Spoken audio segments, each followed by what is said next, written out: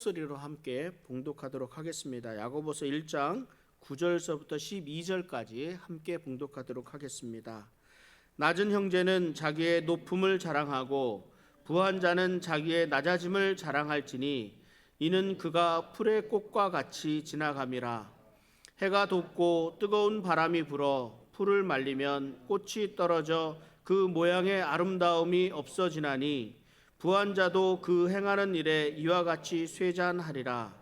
시험을 참는 자는 복이 있나니 이는 시련을 견디어낸 자가 주께서 자기를 사랑하는 자들에게 약속하신 생명의 면류관을 얻을 것이기 때문이라. 아멘. 오늘이 1월 마지막 주일입니다.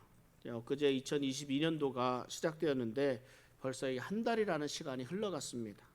시간이 참 빠르다는 생각을 가지는 것은 나이를 많이 먹거나 나이를 많이 안 먹거나 누구나 다 공감할 수 있는 그런 내용입니다.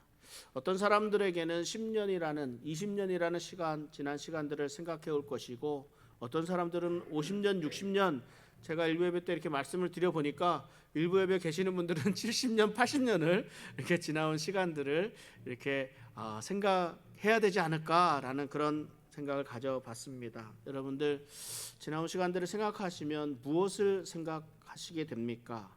정말로 행복했던 시간들, 기뻐서 춤추었던 시간들이 생각이 나겠지요. 또한 가장 아프고 가장 힘들었던 시간들, 견딜 수 없을 만큼 고통스러웠던 시간들이 생각이 날 수도 있습니다. 어떻게 생각해 보면 좋고 행복했던 시간들보다는 좀 힘들고 고통스러웠던 시간들이 더 많이 우리 기억 속에 남아있지는 않은가, 이런 생각도 해봅니다. 우리들은 수없이 많은 시간들을 선택들을 하면서 이렇게 살아왔습니다.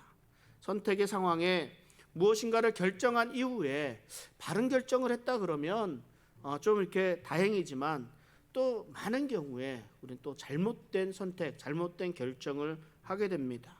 그래서 이러한 잘못된 결정에 후회도 하면서 살아가는 것이 우리들의 인생이 아닌가, 이렇게 생각해 보기도 합니다.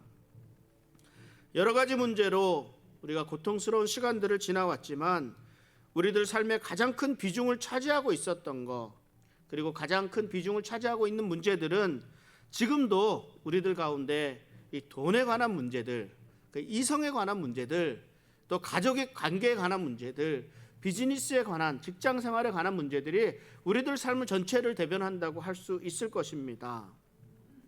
야고보 사도는 이 가운데서 이 성도들의 물질적인 상황에 대한 올바른 평가에 대해 말씀을 합니다.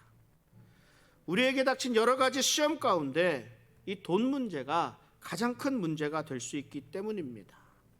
그런데 이 물질적인 가치관은 단순히 시험에 대한 가난한 자와 부한 자와의 상황만을 이야기하는 것이 아니라, 이런 것들에 대응하는 우리들이 어떻게 반응해야 될지, 이런 것들을 말씀해 주시고 있습니다. 우리 물질에 대한 사람들의 태도는 그 사람의 영적인 삶의 좋은 지표가 될 수 있습니다. 사람들이 시험을 받을 때에, 시련의 때에 무엇을 근거로 해서 시련을 이겨가고 시험을 이겨가는가, 이렇게 보게 되면 그 사람이 영적으로 성숙한 사람인지 그렇지 않은 사람인지를 알아볼 수가 있습니다.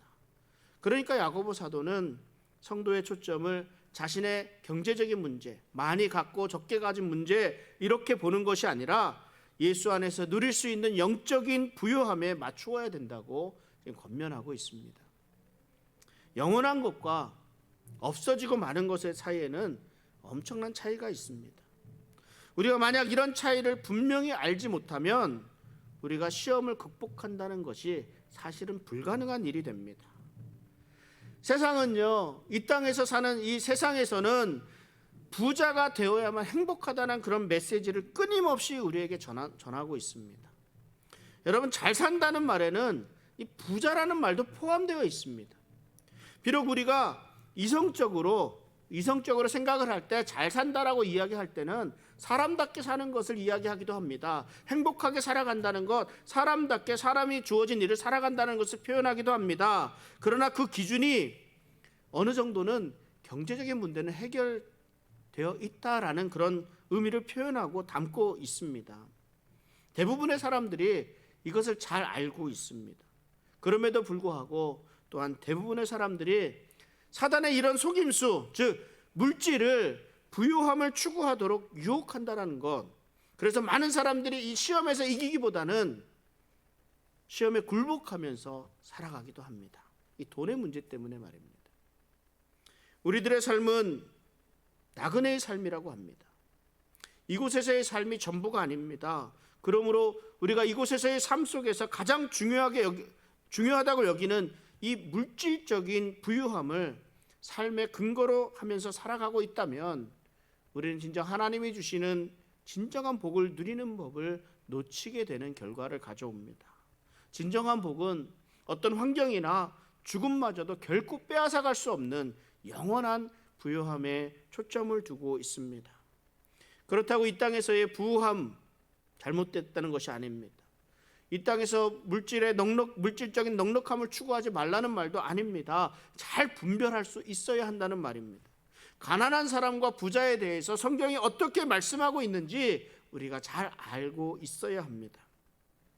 하나님은 이 가난한 자들에 대한 특별한 관심을 가지고 계십니다. 구약 성경 곳곳에서 하나님께서 가난한 자들에 대해서 얼마나 많은 관심을 가지고 있는지 우리가 발견할 수 있습니다.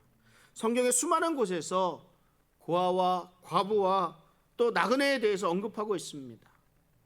하나님께서 이렇듯 가난한 자들에 대해서 관심을 많이 가지고 계시니까 하나님의 백성인 우리들 또한 가난한 자들에게 당연히 관심을 많이 가져야 합니다. 야고보서 1장 27절에 보면 이렇게 말씀합니다.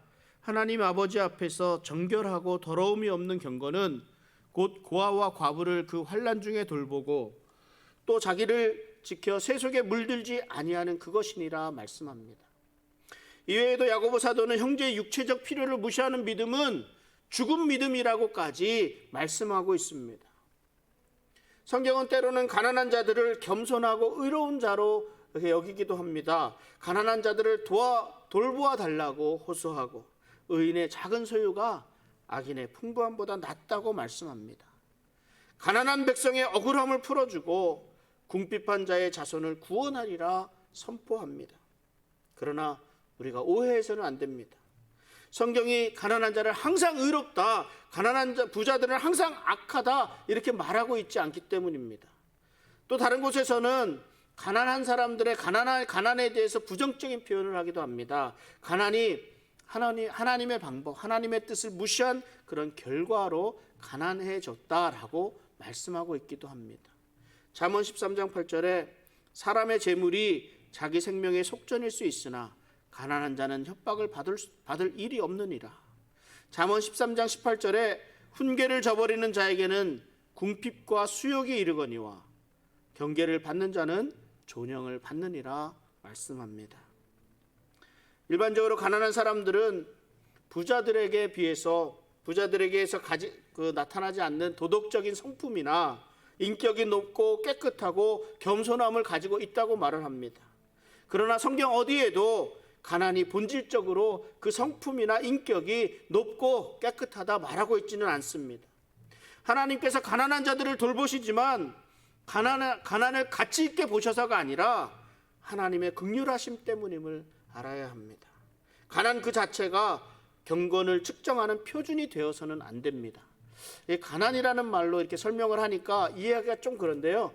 아마 청렴결백해야 하지 않는가 막 이런 개념으로 보았을 때 이 가난이라는 것이 가난하다고 다 청렴하고 가난하다고 다 결백한 것은 아니지 않습니까?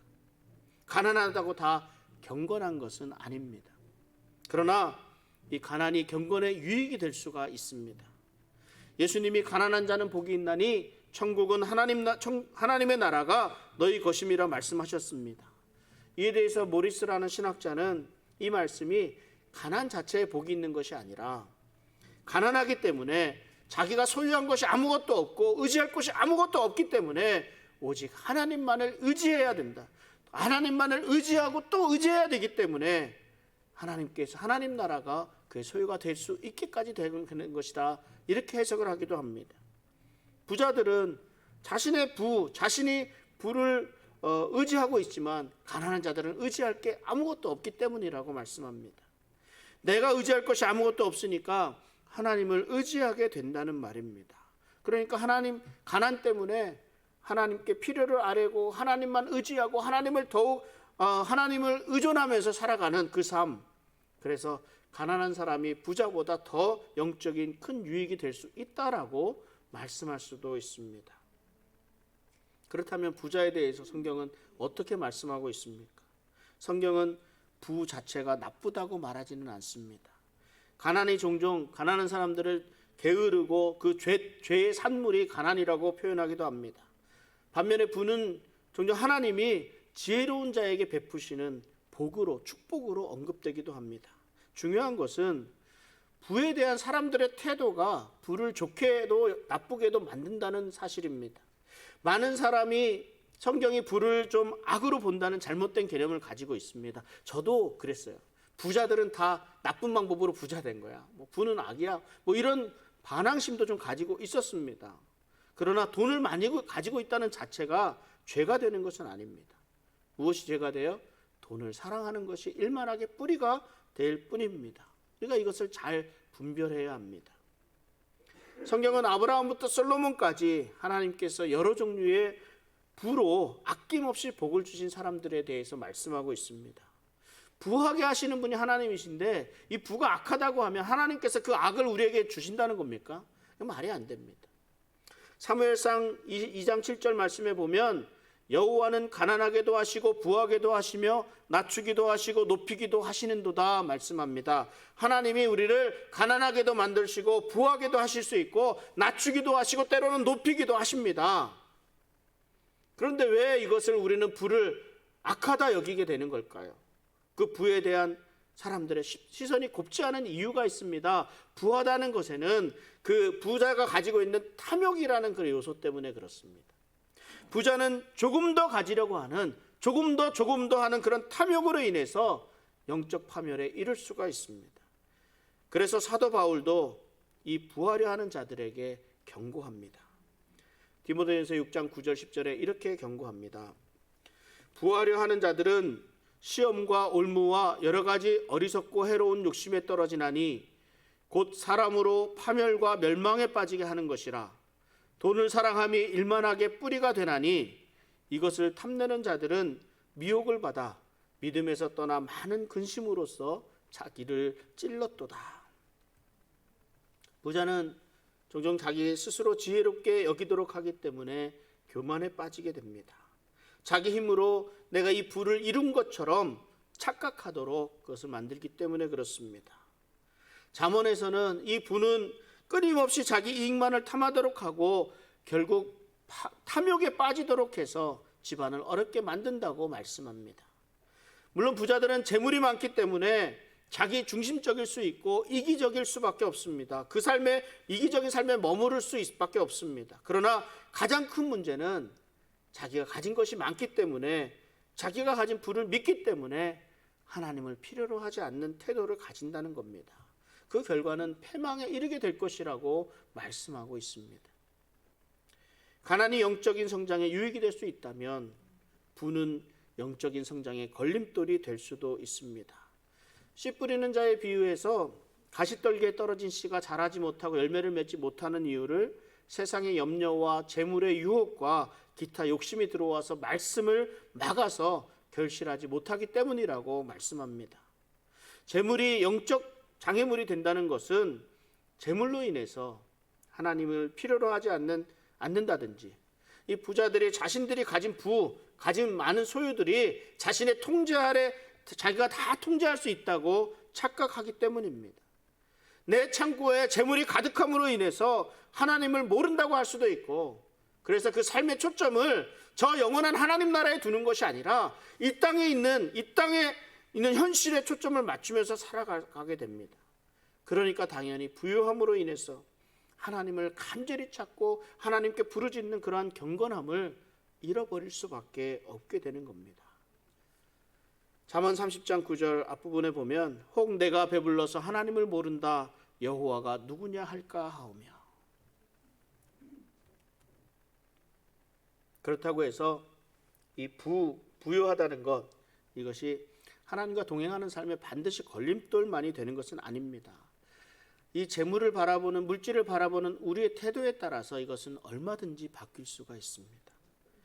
이 부요함의 근원이 어디인지, 부를 얻고 누리며 사는 삶의 이유를 바르게 인식한다면 하나님의 부요하심과 그런 복을 나누는 중요한 축복의 통로가 될 수 있습니다.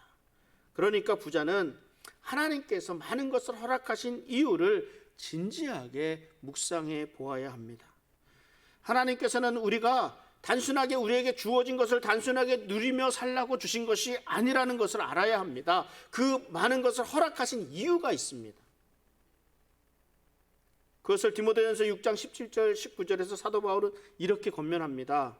내가 이 세대에서 부한 자들을 명하여 마음을 높이지 말고 정함이 없는 재물에 소망을 두지 말고 오직 우리에게 모든 것을 후히 주사 누리게 하시는 하나님께 두며 선을 행하고 선한 사업을 많이 하고 나누어 주기를 좋아하며 너그러운 자가 되게 하라. 이것이 장래에 자기를 위하여 좋은 터를 쌓아 참된 생명을 취하는 것이니라. 이 부자가 하나님을 알고 하나님께 헌신하면 이 땅에 정말 많은 기여를 할 수 있습니다. 이 부자들은 경제적인 어려운 사람들에게 음식과 옷과 머물 곳과 이들의 필요를 실질적으로 채워줄 수 있는 그런 능력이 있습니다. 그 능력을 하나님에게서부터 받은 사람들이라 할 수 있습니다. 하나님께서 부자들에게 그 부를 넉넉하게 맡기신 이유는 그것을 붙잡고 자기 소욕을 위해서만 살아가라고 누리라고 하는 것이 아니라 아낌없이 나누어 주라고 하신 겁니다. 그러면 누가 부자고 누가 가난한 사람이겠습니까? 여러분들은 부자이십니까? 대답이 없네요. 여러분은 가난하십니까? 대답이 없어요. 얼마를 가지고 있어야 부자라고 할 수 있겠습니까? 부와 가난을 나누는 기준이 도대체 어떻게 됩니까? 그러니까 옛날에는 백만장자, 부자라 그러면 백만장자라 그랬잖아요. 백만장자는 100만 불 정도 가지고 있으면 부자라고 할 수 있습니다. 요즘에도 마찬가지 아니에요? 요즘에도 100만 불 정도 100만 불 집에 가지고 계신 분이 있으면 부자라고 할 수 있지 않겠습니까? 물론 1000만 불 정도는 돼야 밀리어네어, 빌리어네어 이렇게 얘기를 하지만 말입니다. 우리 가운데 100만 불 정도는 가지고 계신 분들이 있으리라 생각이 됩니다. 그렇지만 대부분은 그렇지를 못한 줄 압니다. 그러니까 우리 대부분은 부자는 아닙니다. 그렇죠? 그러면 가난한 사람일까요? 사람들은 나는 부자도 아니고 가난하지도 않다라고 말을 합니다. 중산층, 중간 정도, 이 정도는 된다고, 중간 정도는 된다고 말을 해야 좀 부끄럽지 않고 민망하지 않겠지요. 얼마 전에 우리 교단에서 공문이 왔습니다. 우리 목회자 자녀들에게 장학금을 주려고 하니까 신청을 하라는 그런 공문이 왔어요. 이 장학금은 우리 작고하신 우리 선배 목사님이 자신의 남은 유산을 다 정리해서 목회자 자녀들을 위해서 이렇게 도네이션을 하신 거예요. 그거를 장학금으로 나눠주는 건데, 특별히 우리 이민교회 우리 목회자 자녀들의 자존감이 무너진 사례가 굉장히 많습니다. 목회 환경이 좀 어렵다 보니까. 그래서 저도 이번 기회에 목회자 자녀가 신청하는 장학금이라고 하니까 우리 아이도 좀 신청을 하면 어떨까, 그래서 자존감을 좀 이렇게 세워주면 좋겠다, 이런 생각을 했습니다. 좋은 기회라고 생각을 했어요. 그런데 이거 보니까 공문 옆에 자세히 보니까 첨부된 말이 있어요. 그 무슨 말이 첨부됐냐면, 코로나로 사정이 힘든 목회자 가정의 자녀들이라는 단서가 딱 붙어 있더라고요. 제가 잠시 갈등했습니다. 제가 해당이 될까? 네, 코로나로 인해서 많이 힘들어졌나? 물론 쉽지는 않지만 제 생각에 저도 도움을 받을 정도는 아니라는 생각이 들어서 이 장학금 신청을 포기했습니다. 이 조항이 없었다면 아마 저희 아이에게 이렇게 목회자 자녀로서의 자존감을 좀 세워줄 수 있는 그런 기회가 될 수 있었을 텐데 하는 아쉬움이 좀 있었습니다. 아마도 제가 생각하기에 우리 대부분의 성도님들도 저와 같은 생각을 하고 있을 겁니다. 아마 나는 부자는 아니야. 부자는 아닌데 그렇다고 해서 도움받을 만큼 가난하지도 않아. 그저 먹고 사는 정도는 된다, 이렇게 생각하실 거 아니겠습니까? 아닌가요? 그런데 이거 아십니까?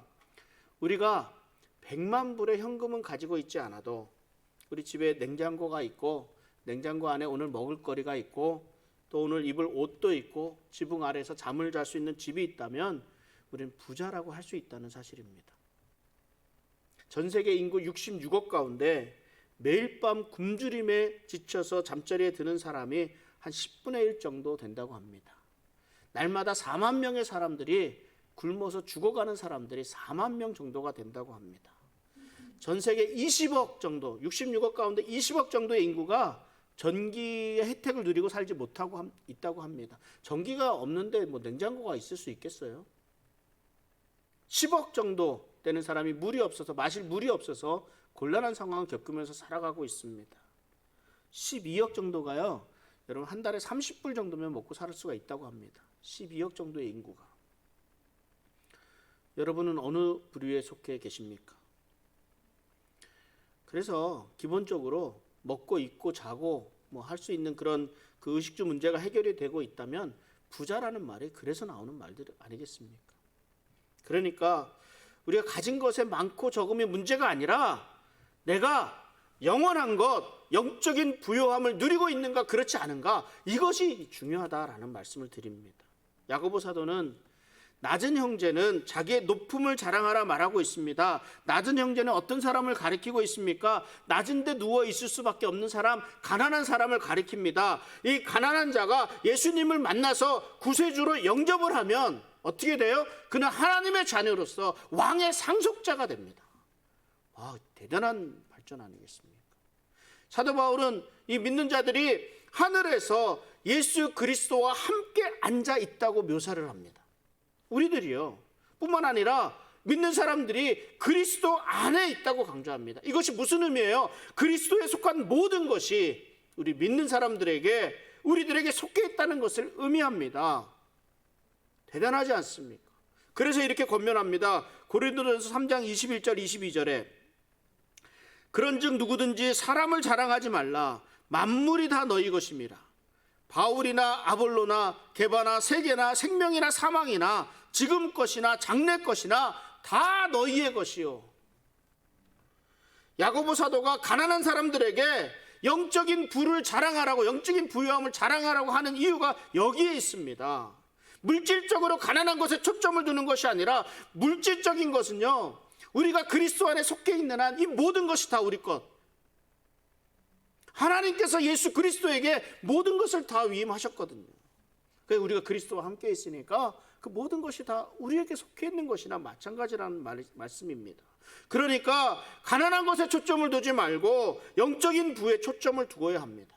영적인 부유함을 체험하게 되면 자족하게 되고 물질적인 넉넉함에 연연하지 않게 됩니다. 그래서 야고보 사도는 가난한 자들이야말로 이 소중한 진리 안에서 자신의 영적인 부유함을 자랑하라고 이렇게 말씀하고 있는 겁니다. 물질적으로 소유한 것이 적을지라도 영적인 부유함을 가지고 드러내놓고 떳떳하게 강하게 자랑하라고 권면합니다. 사도 바울은 이 고린도 교인들을 책망합니다. 고린도 교인들은 하나님의 말씀이 아닌 세상에서 들어온 그런 잘못된 개념을 가지고 있었기 때문입니다. 우리가 가진 모든 것이 하나님의 과분한 호의 때문인데 왜 그것이 우리가 잘나서 받은 것처럼 자신을 자랑하며 살아가고 있느냐, 이렇게 질책합니다. 우리가 받을 만한 가치가 있기 때문에 예수님이 우리를 위해서 희생한 것이 아닙니다. 그런데도 이 고린도 교인들은 자기들이 마치 그만한 가치가 있기 때문에 예수님께서 십자가의 고통을 당하시고 돌아가신 것으로 믿었다는 거예요. 그래서 자신들의 그 가치를 자랑했다는 겁니다. 예수님께서 십자가에서 돌아가신 것은 우리가 살릴 만한 그만한 가치가 있어서가 아니라 우리들이 죄인들이었기 때문입니다. 우리가 스스로는 구원받을 수 없는 존재들이기 때문에 예수님께서 우리를 긍휼히 여기시고 우리를 사랑하셔서 우리를 대신해서 십자가를 지신 그 고통을 당하신 겁니다. 우리 이것을 알아야 합니다. 그러므로 우리가 세상을 바라보는 시각을 어떻게 가져야 하겠느냐? 세상은 가진 것에 많고 적음으로 판단하고 바라보며 살아갑니다. 그렇다면 우리들은 좀 달라야 하지 않겠습니까? 가난하면 어떻고 부유하면 어떻습니까? 우리에게 주어진 삶, 하나님이 허락하신 일, 하나님이 맡겨두신 일, 여기에 충성하며 살아가는 것이 행복한 삶이 되지 않겠습니까? 가진 것이 조금 부족해도 영원한 것을 바라보면서 우리에게 주어진 것에 감사하면서 살아갈 수 있는 우리 성도님들 되시기를 바랍니다. 제가 말씀을 이렇게 드리지만 지금 이렇게 야고보 사도의 이 권면에 정말로 공감하세요? 그냥 하나님의 말씀이니까 그렇게 할 수 있도록 하자는 것이지 뭐 실제로는 사실 말이 안 된다 이런 생각을 가지고 있지는 않습니까? 혹시 가난한 사람이 그리스도 안에서 영적인 부유함을 누린다? 많은 분들이 저 이렇게 전도 잘 못합니다. 왜 그러냐 그러면 제가 가진 것도 없고 제가 부족하고 잘 못 살고 있는데 어떻게 전도할 수 있겠습니까? 제가 잘 살고 있고 부자로 살고 있고 뭐 이렇게 해야 너도 이렇게 될 수 있으니까 예수님 믿어라 이렇게 얘기하지 못하지 않습니까? 특히 또 다른 모르는 사람들 같으면은 뭐 이렇게 전도할 수 있어도 내 형제나 자매, 뭐 부모님, 뭐 가까운 사람들한테 나도 잘 못하고 있으면서 어떻게 그 복음 전할 수 있겠느냐 이렇게 생각하시는 분들 있지 않습니까? 아직도 형편없는 곳에 살고 옷도 제대로 입지도 못하고 제대로 먹지도 못하는 사람이 얼마나 많은데 하나님을 믿는다고 하면서도 그런 사람들이 현재 아무런 부유함도 누리지 못하고 있는데 오히려 궁핍한 가운데 살고 있는데 영적으로 부유함을 누리는 게 무슨 유익이 있겠느냐, 무슨 소용이 있느냐 이렇게 비판하는 마음을 가지고 있지는 않습니까? 우리의 바라보는 시각이 달라져야 합니다. 그래서 세상을 바라보는 우리의 눈이 달라져야 합니다. 보는 관점이 정말 중요합니다.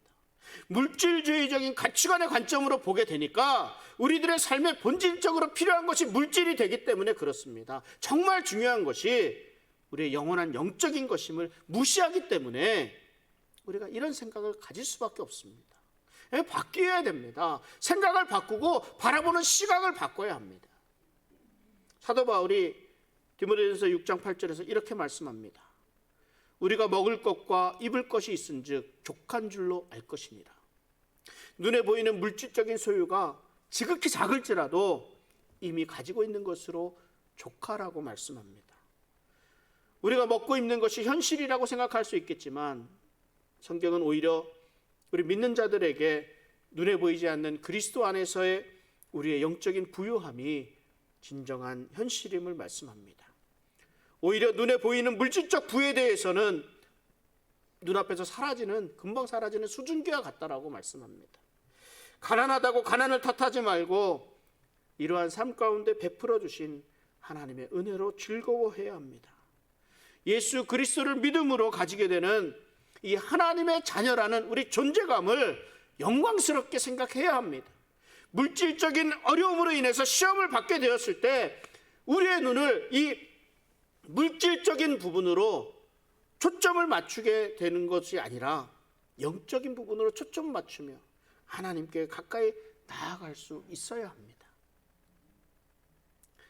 이 땅의 것으로는 이 땅에 아무리 좋은 금은보화라도 도저히 살 수 없는 하나님께서 베풀어 주신 우리의 구원과 하나님 나라의 소망으로 인해서 더욱 감사하며 살아갈 수 있는 우리 성도님들 되시기를 바랍니다.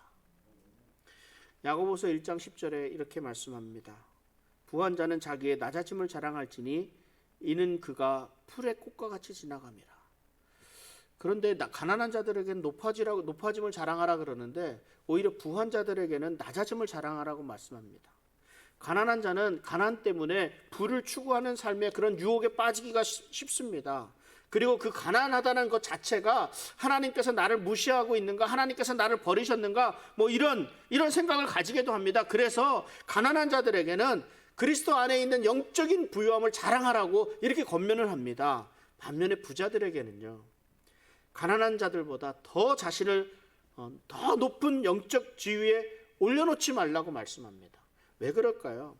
내가 부가 뭐예요? 하나님께서 우리에게 허락하신 축복이라고 생각을 하니까, 그렇게 여기니까 나는 저 사람보다 많이 가졌으니까 나는 저 사람보다 영적으로 더 높은 위치에 있지 않는가, 이렇게 생각한다는 말입니다. 그래서 오히려 시험과 고난을 통해서 얻을 수 있는 그리스도 안에서의 낮아짐을 자랑하라고 지금 권면하고 있습니다. 우리의 진정한 행복은 하나님을 아는 것입니다. 우리의 진정한 명예는 예수 그리스도의 종으로, 예수 그리스도의 일꾼으로 살아가는 것입니다. 진정한 행복과 이 명예를 누리는 사람들은 온갖 시험으로 인해서 낮아짐이 무엇인지를 경험하고, 그 낮아짐을 통해서 진정한 행복이 물질을 섬기는 것이 아니라 예수 그리스도를 섬기는 일이고, 또 예수님을 알아가고 예수님과 친밀한 관계를 맺어가는 이름을 깨닫는 사람들입니다. 우리 인생이 결코 영원하지 않다는 것을 알아야 합니다. 우리 인생은요, 매우 짧고 확실하지도 않습니다. 어떻게 될지 아무도 모릅니다. 그래서 우리 이 끝에 뒤에 야고보서 1장 10절 하반절에 이는 그가 들의 꽃과 같이, 풀의 꽃과 같이 지나감이라 말씀하는 겁니다. 아리조나 같이 이런 척박한 곳에서도 비가 오고 나면 금방 풀들이 싹을 돋우는 것을 보게 됩니다. 우리 주변에도 얼마나 잡초가 많은지 모릅니다. 지난주에 우리 관례 집사님이 이렇게 다 약을 뿌려갖고 일부 죽게 했지만 이제 더 많이 뿌려야 됩니다. 더 많이 뿌려야 돼요. 그런데 이런 들풀들이 얼마나 금방 자라는지 그냥 간혹가다 들꽃이 가득해지기도 합니다. 그런데 이것도 잠시 꽃을 피웠던 들풀들이 어느덧 금방 사라지고 황량한 벌판이 드러나게 되는 것을 우리는 이렇게 매일매일 이렇게 보게 됩니다. 우리는 일시적인 이 물질들 너머에 있는 영적 가치를 볼 수 있는 겸손한 마음, 겸허한 마음을 품어야 합니다. 부자는 자신의 가진 것을 가지고 자랑합니다. 그래서 야고보 사도는 부자들에게 일시적인 소유로 자랑하지 말고 영원한 유산을 자랑할 것을 말씀합니다. 이제는 부자로서 행하는 일, 돈이 있기 때문에 할 수 있었던 일들, 이런 것들이 곧 사라질 것이라고 경고합니다. 시험을 우리가 당했을 때, 시험을 만나게 될 때 우리들이 가지고 있는 부와 가지고 있는 지위가 도움이 되지가 않습니다. 부와 지위를 통해서 우리가 누렸던 이런 영화로운 그런 것들도 다 금방 사라져버리고 맙니다. 돈이 있어야만 할 수 있었던 더 사치스러운 일들 더 이상 할 수 없게 됩니다. 돈이 떨어지면요, 친구들도 다 떠나갑니다. 사회적 관계에서만도 그 전에 돈으로 만들었던 이 관계들이 다 무너지고 다 사라져갑니다. 부자가 믿음은 없고 돈만 가지고 있었다면 그 가진 부는요, 바람에 떨어지는 꽃과 같이 됩니다. 영원하지 않고 곧 없어지고 맙니다. 부자들이 가지고 있는 훌륭한 저택, 좋은 집들, 주식, 비트코인, 반절이 났지만 비트코인 이런 소유들, 무덤 속에 있는 사람한테는 그것이 아무런 유익이 되지 않습니다. 이걸 우리는 너무나 잘 알고 있습니다. 그러니까 자신의 부를 추구하거나 자랑해서는 안 됩니다. 그런데 세상은 자신의 가지고 있는 이 부를 자랑하라고 부추기는 게 세상입니다. 우리가 세상의 시각을 따라서 살아서는 안 되는 이유가 여기 있습니다. 세상은 부를 부추기지만 예수님을 믿는 그리스도인들은 부자든 가난한 자든 영원한 유산을 가지고 있음을 자랑해야 합니다. 우리에게는 이 땅에서의 일시적인 것이 아닌 영원한 나라에서의 영원한 유산이 있습니다.